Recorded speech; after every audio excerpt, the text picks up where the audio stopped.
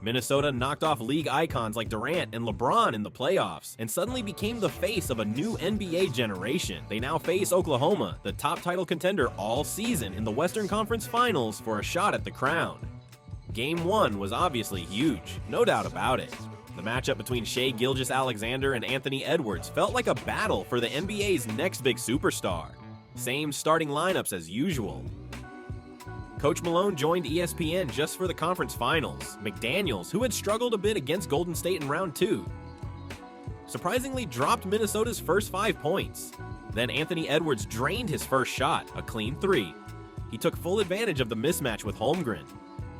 On the other hand, Shai drew a foul from Gobert, but his shot just wasn't clicking early on.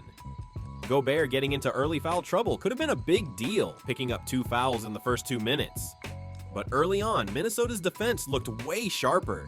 Edwards added a smooth mid-range jumper to his hot start. Backs in and stolen by Williams. Jalen Williams open floor, gets the bump, layup blocked by Edwards. Then chased down and blocked Jalen Williams on the break. He was making plays on both ends of the court. But right after, he got called for a foul on Shai, then picked up a totally unnecessary technical.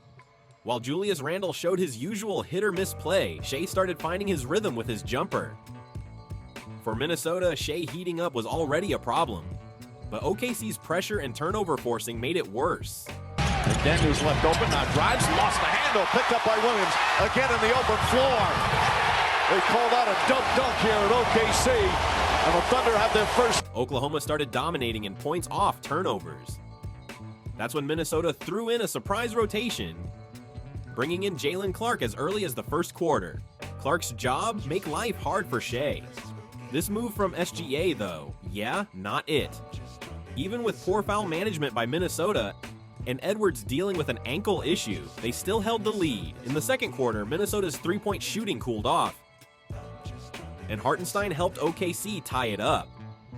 But Minnesota's defense refused to give up the lead. Julius Randle, who'd been on a roller coaster all game, hit a big 3 to keep the Wolves on top, then immediately got caught in a charge by Alex Caruso. You saw classic Randle moment. And a Walker. Ball tipped all the way out to Randle. Randle's going to try another 3. Puts it in. Julius Randle, his 4th three-pointer already.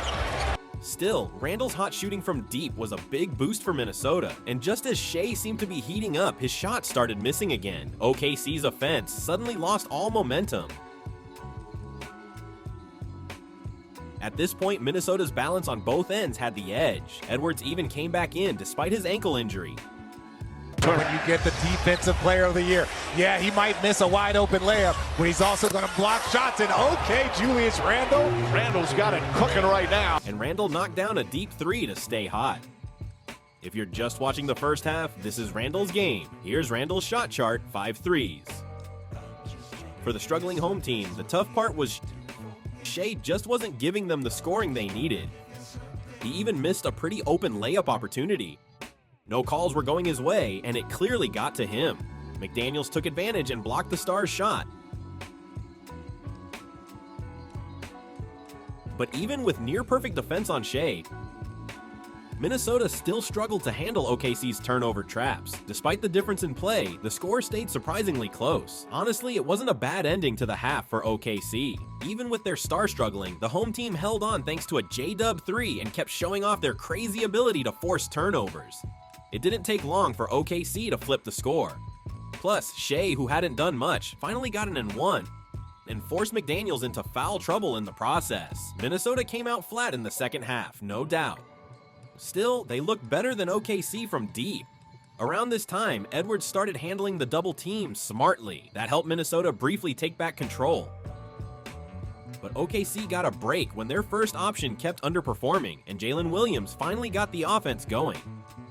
That took a lot of scoring pressure off Shai. Meanwhile, Dante DiVincenzo was basically invisible, and Julius Randle lost his hot hand from the first half.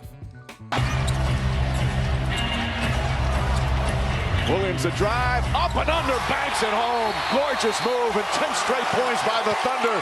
Timeout, Minnesota. With J-Dub stepping up, the home team started pulling away. Minnesota burned 2 timeouts during this stretch, but their third quarter meltdown didn't stop. They did manage to overturn a foul call on Shai with a challenge, which looked like a momentum shift, at least for a moment. It got reversed because SGA basically tripped himself. Then Kenrich Williams came off the bench and just exploded with points. He turned into the game changer OKC really needed. That just made things even worse for the already struggling Wolves. For DiVincenzo. Now, shot's good and one. Tucked the hit, banked it home, and a chance for a three-point play. Then Shai got another and one in his duel with Edwards, which sent Edwards back to the bench. OKC held Minnesota under 20 points in the quarter and walked away with a double-digit lead in their trademark third. At this point, Minnesota's lack of depth really started to show. To make it worse, Naz Reid was still scoreless, and Randle started looking like his old inconsistent playoff self. Meanwhile, Chet Holmgren started making plays on both ends. OKC kept their lead nice and steady. They play a lot of the stretches they don't, but they're always ready. Feet inside, Holmgren with a force. You couldn't even tell it was Chet's first playoffs. Minnesota had no choice but to bring Edwards back in, but their shooting had totally frozen over, with Holmgren scoring more than expected in the second half. Foul, bucket, count it, and one. Some Shai sizzle here on the fourth. The lead of Shai drew a fifth foul on McDaniels and got another and one. Guess real stars don't stay cold for long. Minnesota tried to claw back as the clock ran out, but DiVincenzo's playoff slump stayed alive and well. McDaniels fouled out in the middle of the fight. And just like that, Minnesota lost their defensive anchor. Edwards was clearly still dealing with that ankle injury. But even with that, the Wolves' second half was just rough. plenty of time for Minnesota.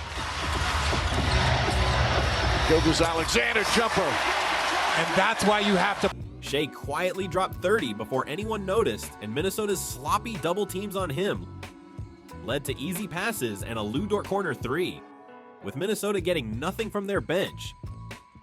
Edwards basically went into stealth mode in the final quarter. Caruso and Wallace has it. On the drive, goes inside, throws it up, and Jalen Williams with the flush. OKC had everyone step up and locked in the win. Caruso erased Edwards in the second half, then nailed a dagger three to celebrate the Game 1 win. Minnesota collapsed in the second half and had to take the L. Edwards had 0 points in the fourth. Even with the injury, he totally disappeared in crunch time. That just shows how elite Wallace and Caruso's defense was. Minnesota, who beat the Lakers and Warriors, looked outmatched now. With the role players stepping up to cover the quiet star, OKC let Shai go full MVP mode in the second half and walked away with a dominant Game 1 win. Second half OKC looked like a whole different team. If Minnesota keeps getting clamped like this series might end quicker than we thought.